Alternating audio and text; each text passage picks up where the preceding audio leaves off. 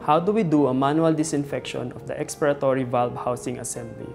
First, we talk about the disinfection solution that are recommended for the CARESCAPE R860. The disinfection solution that can be used are the following: Sporox 2 and Sidex OPA. You can also do autoclaving at 132-degree sterilization cycle for 4 minutes, 20 minutes drying cycle, or 134-degree sterilization cycle for 3 minutes, 20 minutes drying cycle. This disinfecting solution or autoclaving process can also be used to disinfect neonatal flow sensor. The process may vary depending on the disinfecting agent used. Refer to CARESCAPE R860 User Manual Cleaning and Disinfecting Process. In this video, I will use hydrogen peroxide, Sporox 2, as disinfecting solution using the soaking method to clean the expiratory valve housing assembly. So, how do we do it? Step 1. Use the soaking method to manually clean the parts. Step 2.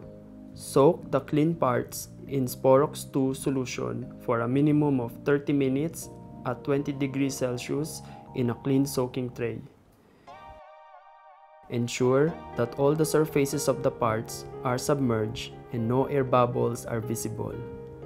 Submerge the exhalation valve assembly in a solution and push down on the spring-loaded plunger repeatedly. Step 3. Rinse the parts thoroughly for 2 minutes in a cold potable tap water 25 degrees Celsius. Flush all surfaces. Rinse all surfaces for 2 minutes in sterile or potable tap water 40 degrees Celsius. Flush all surfaces.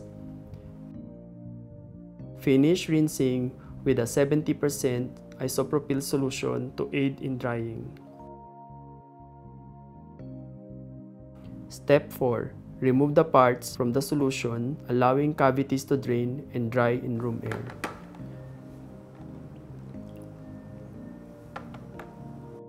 Do not wipe the parts during the drying process. Step 5.